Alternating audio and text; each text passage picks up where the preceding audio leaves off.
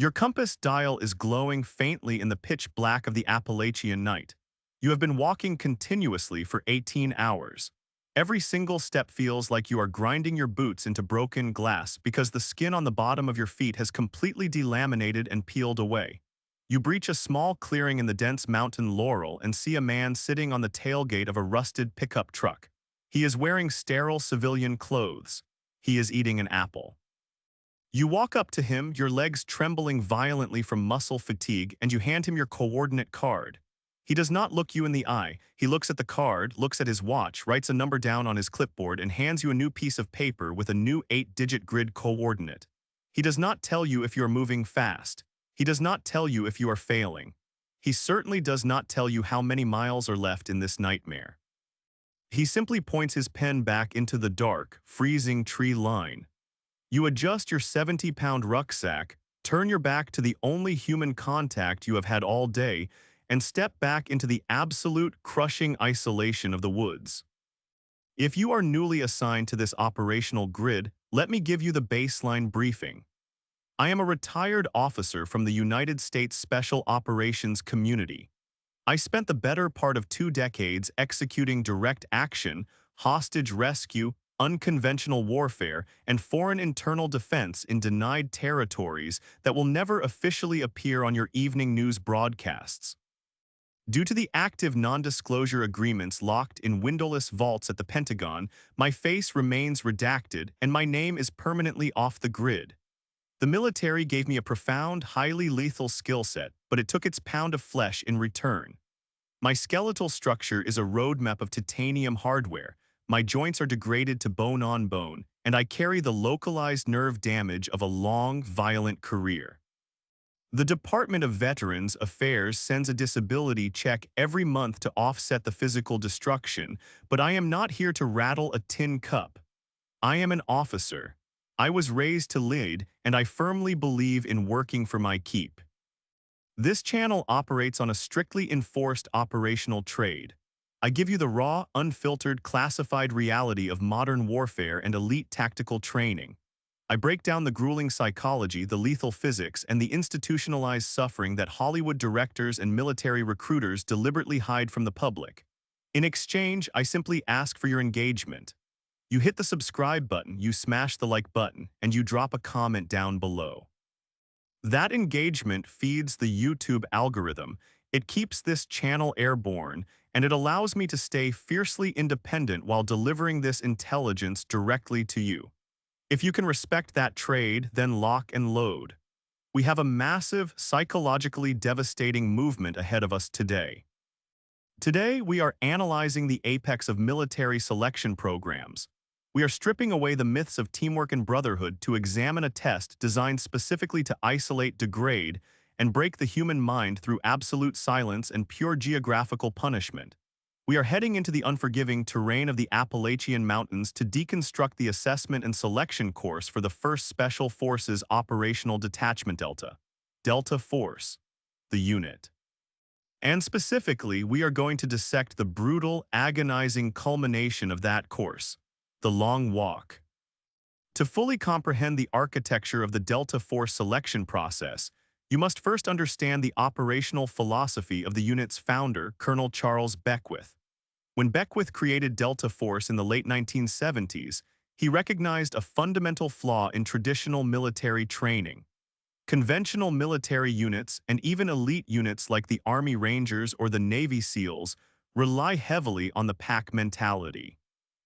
During Bud S or Ranger School, candidates are subjected to intense physical torture, but they endure it together. They link arms in the surf zone. They carry heavy logs as a team. The instructors are constantly screaming, providing a massive source of external auditory stimulation and artificial stress. In those environments, a candidate can draw strength from the man standing next to him, or they can use their hatred of the screaming instructor as fuel to keep moving. Colonel Beckwith did not want men who needed a cheerleader, a team, or a screaming drill sergeant to function. Delta Force operators are routinely deployed in 2-man or 4-man elements deep behind enemy lines, wearing civilian clothes, operating entirely without backup, without a chain of command, and without conventional logistical support. They must be absolute self-starters.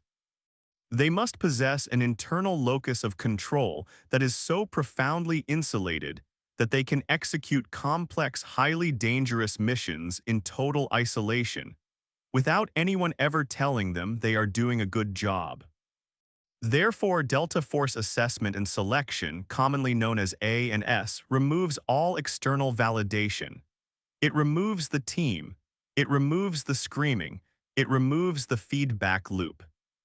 The environment chosen for this psychological meat grinder is the rugged, densely forested, and vertically punishing terrain of the Appalachian Mountains, typically operating out of areas in West Virginia. The terrain itself is utilized as the primary weapon against the candidate.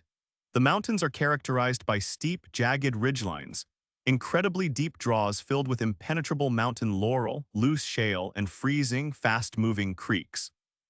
The mechanism of the course is entirely rooted in land navigation. When a candidate arrives, they are issued a heavy rucksack, a topographical map, a lensatic compass, and a weapon. They are stripped of all modern technology. There are no GPS devices, no altimeters, and no cell phones. Furthermore, they are stripped of their identity. They do not wear rank, they do not wear unit patches. They are issued a roster number, and for the duration of the course, they are nothing more than that number. The rules of A and S are simple, draconian, and strictly enforced. You must navigate from point A to point B within an undisclosed time limit. You are absolutely forbidden from walking on paved roads, dirt roads, or established hiking trails. If you are caught utilizing a road to save time or energy, you are immediately dropped from the course for an integrity violation. You must bust brush, meaning you must physically force your body through the raw, untamed wilderness. You are forbidden from speaking to other candidates. If you cross paths with another man in the woods, you must alter your azimuth and move away from him. For weeks, the candidates perform these navigation movements every single day, carrying progressively heavier rucksacks over progressively longer distances. This is where the psychological unraveling begins. The isolation is deafening. Humans are deeply social creatures. We orient our reality based on the feedback of others. In A and S, the only feedback you receive is the silent tick of your compass and the burning in your quadriceps. The evaluators, the Delta Force Cadre, are ghosts in the woods. They ride around in civilian trucks or ATVs, monitoring the candidates from the high ground using powerful optics. When a candidate reaches a navigation waypoint, the interaction is completely sterile. The cadre will not smile, they will not frown, they will not tell the candidate if they are ahead of the standard or completely failing. They silently record the time, hand over the next grid coordinate, and dismiss the candidate. This absolute indifference destroys the modern, high-performing military athlete. The men attempting this course are Green Berets, Ranger Battalion squad leaders, and Tier 1 combat veterans. They are accustomed to being the best men in their respective units. They are accustomed to commanders praising their physical fitness and tactical acumen. When you take an alpha male who thrives on performance validation and place him in an environment where his extreme suffering goes completely unacknowledged, his ego begins to starve. The mind begins to manufacture insecurity. The candidate walks through the dark woods, fighting through briars that tear the uniform to shreds, and the internal dialogue becomes toxic. The mind whispers, "You missed the time, hack, you are failing." The cadre looked at you with pity at the last checkpoint. "You are doing all of this suffering for nothing. You should just quit now and save your knees." The cadre are actively waiting for the candidate to listen to that voice. They are waiting for the man to sit down on a rotting log, look at his map, and surrender to the silence. The men who quit in Delta selection do not usually quit because of a catastrophic physical injury. They quit because the psychological burden of uncertainty becomes heavier than the physical weight of the rucksack. They quit because they cannot generate their own internal validation. If a candidate manages to survive the weeks of daily movements, fighting through the isolation, the caloric deficit, and the physical degradation of their body, they are pushed into the final crucible, the culminating event of Delta Force assessment and selection. The long walk. The long walk is exactly what the name implies, but the parameters are kept strictly classified from the candidates. The candidates are simply woken up in the middle of the night, handed a grid coordinate, and told to begin moving. They do not know how far they have to walk. The actual distance varies depending on the specific class and the terrain, but it is universally understood to be upwards of 40 miles or roughly 65 kilometers over the most brutal vertical terrain the cadre can map out. And they must complete this distance while carrying a rucksack that often exceeds 45 to 70 pounds, along with their water, food, and weapon. The physics of the long walk are designed to push the human chassis to the absolute point of mechanical failure. Let us analyze the specific physical trauma inflicted by carrying that amount of weight over vertical terrain for 40 miles. The human foot is not designed to absorb that level of sustained friction and impact. Inside the combat boot, the continuous movement, combined with sweat and the freezing water from crossing mountain streams, causes the skin to macerate. It becomes soft and waterlogged. Massive friction blisters form not just on the heels and toes, but deep underneath the thick calluses on the soles of the feet. Eventually, under the sheer weight of the rucksack, these deep blisters rupture. The outer layer of skin completely delaminates, detaching from the raw, highly sensitive dermis below. Every single time the candidate places his foot on the ground, the raw nerve endings are crushed against the insole of the boot. It feels exactly like walking barefoot on hot coals mixed with broken glass. The candidate cannot stop to tape the blisters because the adhesive will not stick to the wet, raw meat of their feet, and stopping burns precious time. They must simply accept the blinding pain and continue calculating their pace count. As the miles accumulate, the skeletal and muscular systems begin to shut down. The heavy straps of the rucksack compress the brachial plexus nerves in the shoulders, causing the arms and hands to go completely numb. The friction of the waist belt rubs the skin off the hip bones, leaving raw, bleeding ulcers that bond to the fabric of the uniform. The quadriceps and hamstrings, depleted of all glycogen stores, begin to seize in violent, locked cramps. In some cases, the candidates experience exertional rhabdomyolysis. The muscle tissue is subjected to such extreme mechanical stress that it begins to break down and die rapidly. The dying muscle fibers release a protein called myoglobin directly into the bloodstream. The myoglobin travels to the kidneys, clogging the filtration system and turning the candidate's urine the color of dark cola. It is a highly toxic, potentially fatal condition, yet the candidates must push through the systemic poisoning of their own bodies, keeping their eyes locked on the azimuth of their compass. But the physical destruction is merely the entry fee. The true battleground of the long walk is the mind. The psychological warfare of the event is rooted in the manipulation of hope. The cadre weaponize the horizon. When a candidate plots his grid coordinate on the map, he sees that the point is perhaps 6 miles away. He calculates the terrain, figures it will take him 3 hours to navigate the draws and the ridgelines, and he sets his mind to that objective. He endures the agony of those 6 miles, fighting through the thick brush, slipping on loose shale, constantly correcting his drift. He finally breaches the clearing and sees the cadre waiting at the checkpoint. His mind experiences a fleeting surge of hope. He thinks, "This is it, I made it, the walk is over." He hands his card to the silent instructor. The instructor writes on the clipboard, reaches into his pocket, and hands the candidate a new card with a new coordinate that is 7 miles further into the mountains. The psychological devastation of the moving finish line is absolute. It is the tactical application of the myth of Sisyphus, pushing the boulder up the mountain only to watch it roll back down to the bottom. The human brain can endure almost any level of suffering if it knows exactly when the suffering will end. If you tell a man he has to walk exactly 40 miles, he will mathematically divide the pain, pace his effort, and execute the mission. But if you tell a man to start walking and refuse to tell him when he can stop, the brain panics. The uncertainty amplifies the physical pain tenfold. The candidate realizes that the next checkpoint might not be the end. The checkpoint after that might not be the end. The walk might literally never end until he physically collapses and dies in the woods. This is where the elite athletes are separated from the Tier 1 operators. The athlete breaks under the weight of the unknown horizon. The operator adapts. The men who survive the long walk utilize a specific, highly insulated psychological framework. They actively shrink their world. They stop looking at the map to calculate the total distance. They stop thinking about the finish line. They stop thinking about the pain in their bleeding feet. They shrink their entire universe down to the next 50 meters.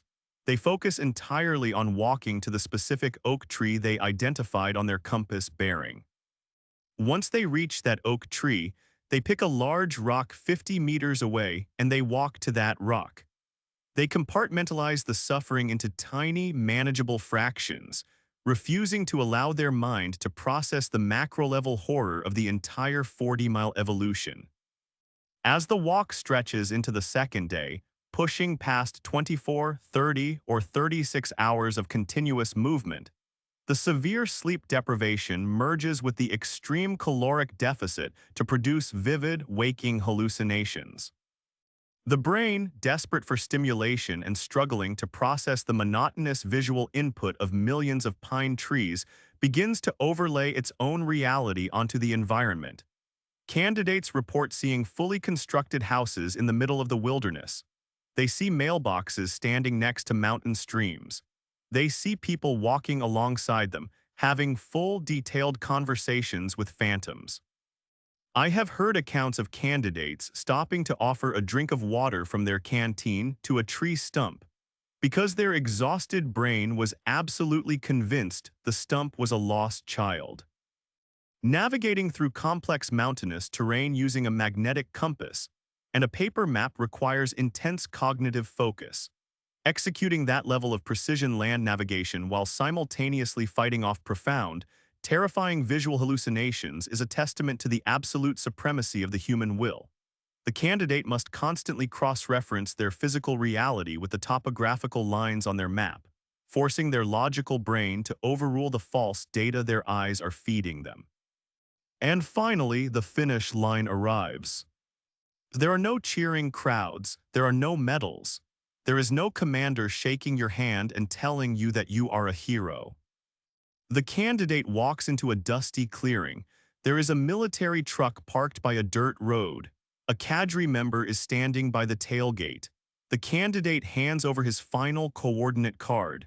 The cadre member looks at the card, looks at the candidate, and casually says, "Take your ruck off, put it in the back of the truck, get in." That is it. The physical torment of assessment and selection is over. But the psychological evaluation is not. Surviving the long walk does not guarantee entry into Delta Force. It merely buys you a ticket to the commander's board.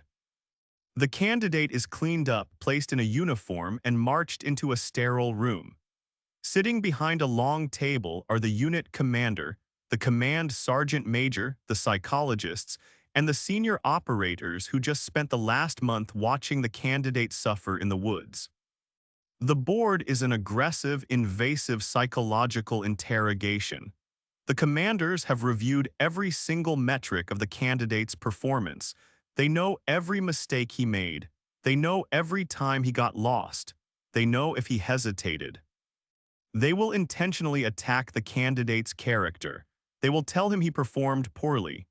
They will question his tactical decisions. They will attempt to make him angry, defensive, or arrogant. They are looking to see how the candidate responds to direct, confrontational pressure from superior officers after his physical defenses have been completely stripped away by the mountains. They are looking for the quiet professional. They want a man who is incredibly confident in his abilities, yet profoundly humble. A man who can acknowledge his navigation errors without making excuses, who can absorb intense criticism without becoming emotional, and who possesses the cold, calculating intellect required to operate independently in the most dangerous environments on Earth. If the board determines that the candidate possesses the correct psychological profile, he is selected. He will then spend the next 6 months in the operator training course, or OTC, learning the actual tactical skills required to be a Delta Force operator: advanced marksmanship, explosive breaching, tradecraft, and close quarters battle. But the foundation of all those skills is forged on the long walk. The unit can teach any physically fit soldier how to shoot a rifle accurately or how to pick a lock. They cannot teach a man how to keep walking when his feet are bleeding, his mind is hallucinating, and absolutely no one is watching.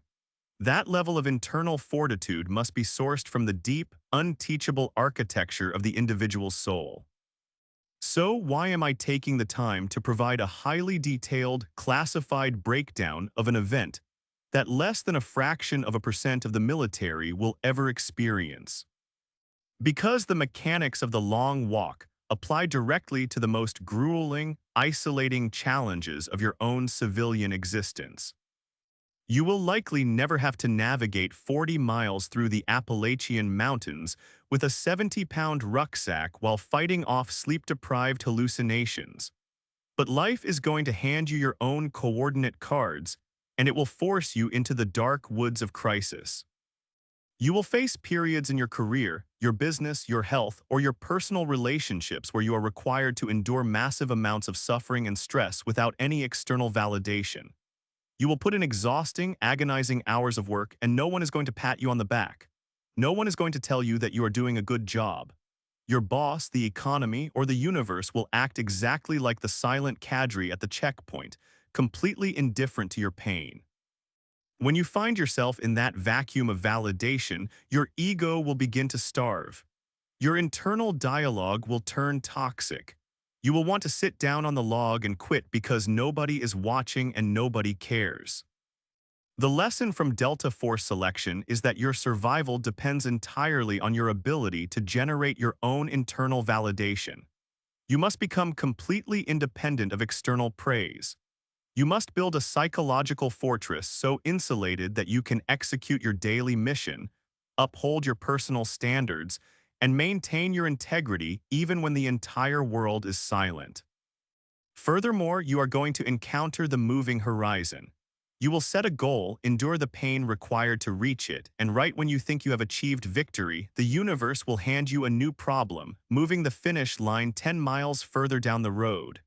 The financial crisis will deepen. The medical treatment will require another round of surgery. The business deal will collapse at the last second. If you stare at the massive, seemingly endless scope of the suffering, you will break. You must apply the tactics of the operator, shrink your world, do not focus on the total distance of the crisis. Focus entirely on the next 50 meters.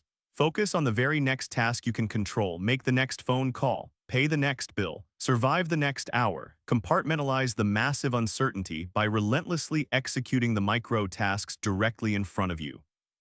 And finally, you must accept that the hard path does not usually end with a parade. When you survive a terrible ordeal, when you finally beat the addiction, save the business, or rebuild the relationship, there is rarely a cheering crowd waiting for you. The reward for completing the long walk of life is simply the quiet, internal knowledge that you possess an unbreakable mind.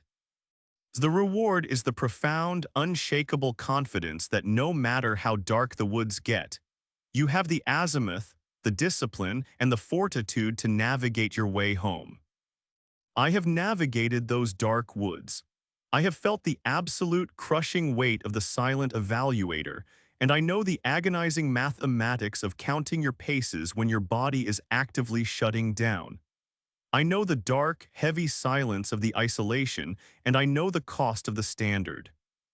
This channel is my way of passing that operational mindset directly onto you. We have a massive archive of tactical intelligence left to declassify. In the upcoming debriefs, we are going to break down the agonizing biology of the helicopter underwater egress training, where operators must escape a sinking fuselage in pitch blackness, and we are going to analyze the terrifying mathematics of the Marine Corps sniper stalk. If this briefing altered your perspective, if it gave you a psychological azimuth to use against the isolation and the moving horizons in your own life, then execute your end of our operational trade. Smash that subscribe button, leave a like on the video, It costs you absolutely $0, but it is the exact fuel that keeps this channel operational, independent, and completely clear of the censors. I want you to drop a comment down below. Tell me about a time in your life when the horizon kept moving, when you thought the suffering was over, but life handed you another set of coordinates. And tell me how you forced yourself to keep walking. I read every single comment. I am always evaluating the mindset of the personnel in this squad to see who has the capacity to survive the long walk. Keep your powder dry, check your azimuth, do not stop walking. I will see you at the rally point. Out.